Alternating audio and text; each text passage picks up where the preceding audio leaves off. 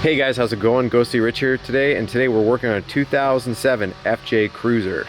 What we're going to be doing is swapping out this battery. As you can see, corrosion has eaten our battery tie down, as well as it's actually eaten right through this bolt. So we're troubleshooting some issues, and well, that's obviously going to be one of them right there. So the next thing that we've got to do is, if you can, loosen yours. If not, you might need a little set of vice grips, and you just got to put it on here, because a lot of times the corrosion will eat these posts so bad you'll have to use something to clamp onto the terminal and take it off, or it's the opposite. Now, after you do that, you might have a whole lot of corrosion once again in the seam, so you'll have to take a flat blade like so and separate it, or you could use a pry bar if you got one, and then you'll just wiggle it and pop that off. Now, I'm going to be replacing these terminals. It's up to you if you're going to do that. You don't have to unless you want to, but we want to because these are very well past their due date and they're corroded as all heck. So as you can see right here, now you'd have your battery tie down that would go here.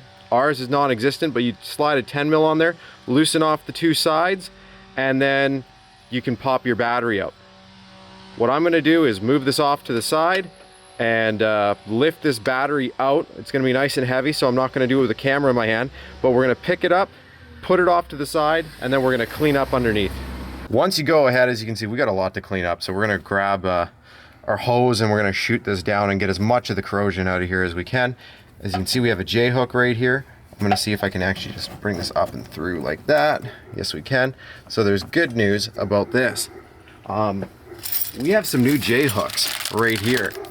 And what's really good about these is it looks like we'll be able to get one even right there and one into the body right here. And that'll hold our piece down right here. And then what you'll do is you can either A, bolt down your battery tray, or you can do what they did before and just have it free flowing. I'm gonna take a look. I might bolt it down, but to tell you the truth, these are gonna squish the battery down so much, it's gonna be fine. What's cool too about this new tray is if you take a look, it's a little bit wider, so it should catch more of the corrosion next time. The other tray that we had was very tiny. It was, as you can see, a little bit smaller than this one. So that one should catch a little bit more.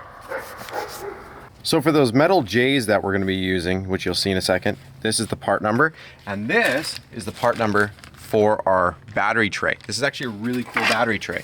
Lifts it up a little bit, so it's gonna eat up a little bit more room, but take a look at this. It fits in right here. If you wanted to, you could self-tap some screws in.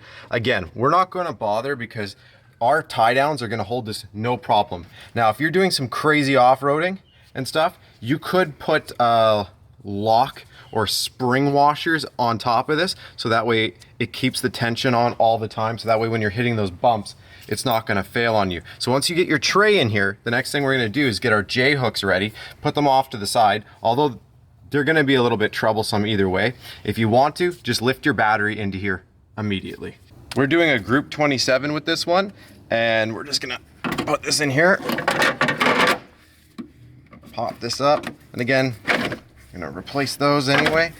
So once we've gone ahead, done this, now we can start getting our J hooks ready.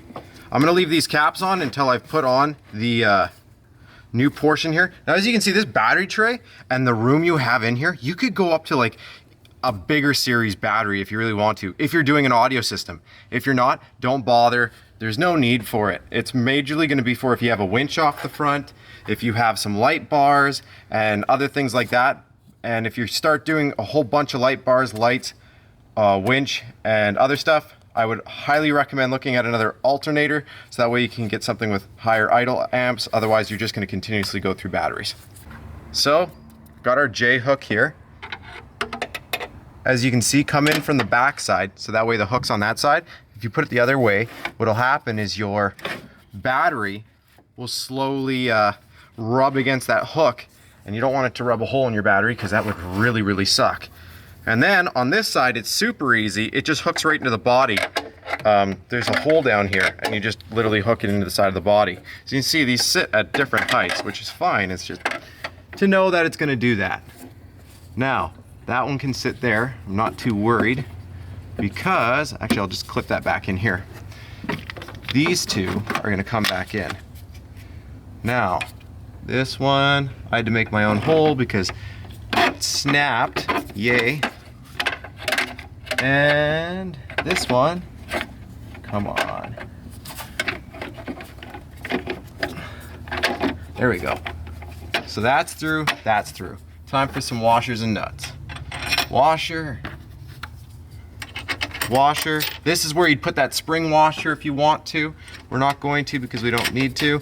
And again, there are other battery hold down trays. One of my favorite ones is actually from TMR Racing, and it just all bolts in. You would have to self tap some holes in or put some proper blocking in, but yeah. And don't worry, if this for some reason breaks, like what happened over here, drill a hole through here. This extends and it'll work perfectly fine. Now the other thing that we're gonna have to do, again, because this is just a universal bunch of pieces here,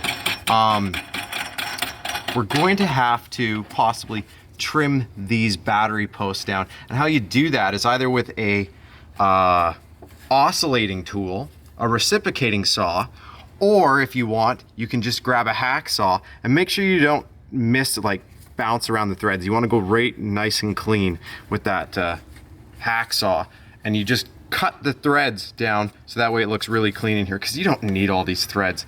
Don't go all the way down, because if you ever take this battery out, you're never going to be able to flex this to get it around there. So what I will suggest that you do is leave at least, I don't know, 5 or 6 threads, maybe a little more, just so that way you have enough. As you can see, this hold down's doing its thing. I'm gonna try tightening this up a little bit with a box wrench, but again, I'm gonna also be monitoring it because, like I said, this plastic, you gotta be really careful. You'll break this off in no time. And if that did happen, all I'd be doing is shifting this over and I'd drill a hole through here or something. But for our situation, this tie down will work fine. This bar is a little long. That's one of the reasons why I cut that. And as you can see, all I did is I drilled a new hole through it. It looked just like this, but I drilled a new hole because this is the thicker side. Make sure you do this to the thicker side, not the thinner side. And on the thin side, it's hugging the battery. Thick side is just off of the battery. But look, you ain't moving this thing. It's solid. So next thing we need to do is trim this. As you can see, these are now trimmed off. Next thing we're gonna work with, before we work with this ground, is we're gonna work with the positive. So to do this positive, what we're gonna do is undo this bolt right here, and all this should be free right here. So just that one, I think it's probably a 13 or a 14. All right guys, so what we're gonna be doing next is, as you can see, this ground cable is got this other little piece right here. We need to remove this piece. We're gonna cut right here, put a new head on here. It's gonna go onto there, and we're gonna have a new ground strap. Now look how tiny this thing is. That's not enough. I mean, if you want to use that, we're gonna be using some 4-gauge wire that I have and some heads.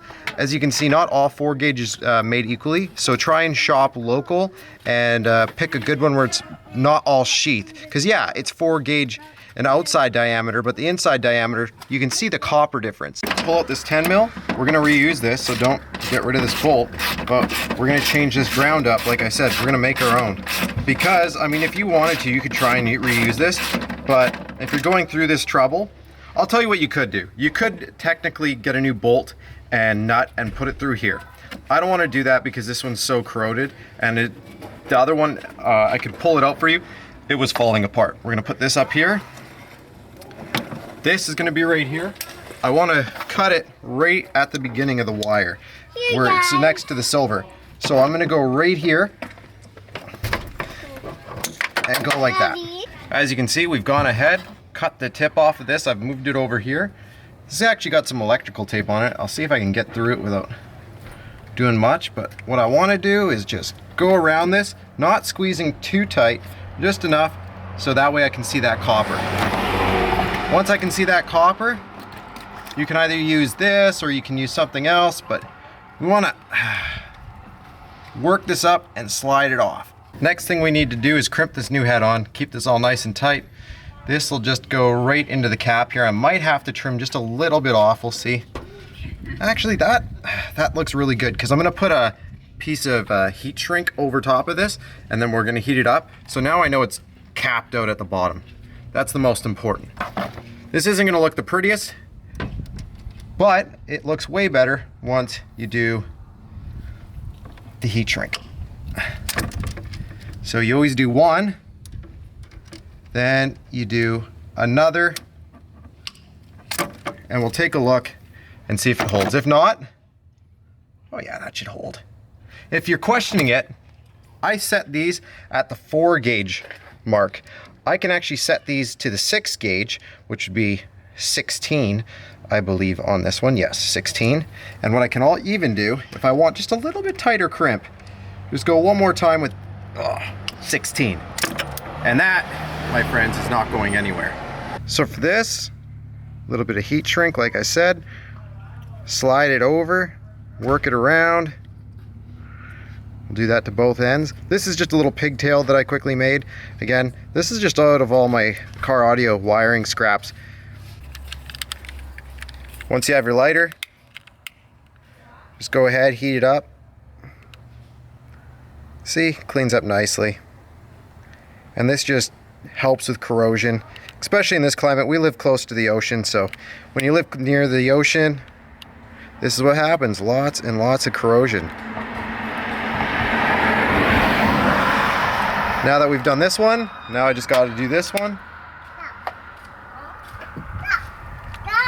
You can see, I always try to keep it moving a little bit. That way you don't burn the wire. But see how it just sucks up nice and tight? There we go. Now we're just gonna loosely put this in. Don't tighten this one up yet. I'll show you why after. It's because now that we're ready to go with all of them, I want this to be able to move. So if I want to, actually I'll probably end up just tucking it right there. So you don't want it to be on top of your fuse box. That's why I left enough that you could do this and put it on. We can put it onto our piece here. We can put it off to the side. We can put it anywhere we want. But I just don't want it to be over top of this box, because then you can't open your fuse box and that looks horrible. So either way, next thing we need to do is get these terminals ready and pop these caps off finally, and let's start bolting some on. So the posts that we're using are a clamping style. The model number is right here, 88031 from Pico. You can actually technically put the wire in there and clamp it down. I don't trust these. You want to trust it, go right ahead. I don't. So I always crimp my ends on. I use these as a washer to help, and then I also use Loctite, because Loctite's super important. I will show you how to add the Loctite here in 2 seconds. So let's show you how to do it. If you're gonna do that, you'd strip that cable, you'd put it on, make sure you flip this plate. From factory, it's like this, you flip it and it crimps down like that. See how it sinks into it? You want this to pinch as much as it can, because if this slips loose, you're in a lot of trouble. Next thing you would do is take a little bit of Loctite and put it on these bolts. Just like that. And trust me, use the red stuff when it comes to this, because you never want this to come undone if you're crimping the battery cable underneath it. So next thing you want to do is make sure this is on close. Go ahead, close this battery terminal up.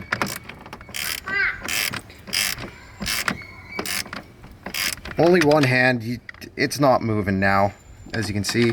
Then these ones.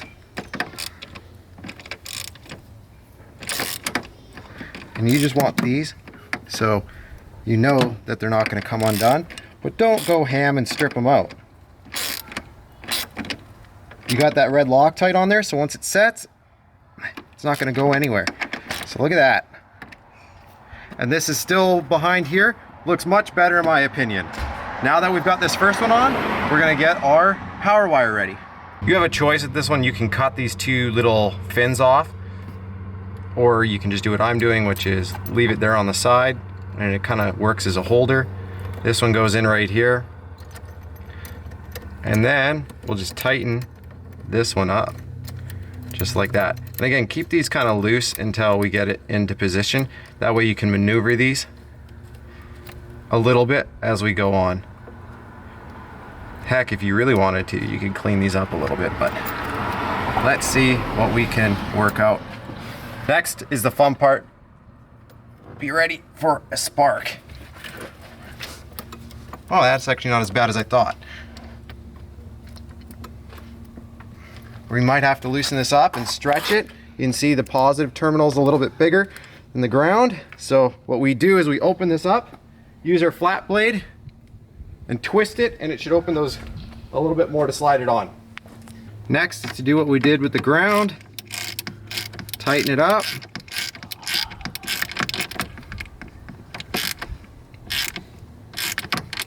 And then tighten these two up. If you want, you can position them a little bit.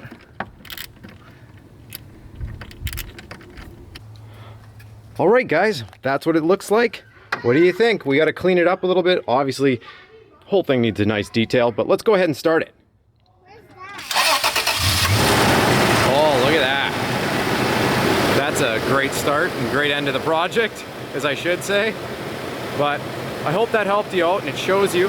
What we'll probably do later on is do the big three and all that other fun stuff. But for right now, we at least got his ground, and that's actually a really good ground, and that power will be, it's about a 4-gauge power. So to tell you the truth, just this little upgrade of a ground is a little bit better. That was a little bit tiny, but anyways, thanks again for watching. Subscribe for more. You never know what we're gonna do on this thing next.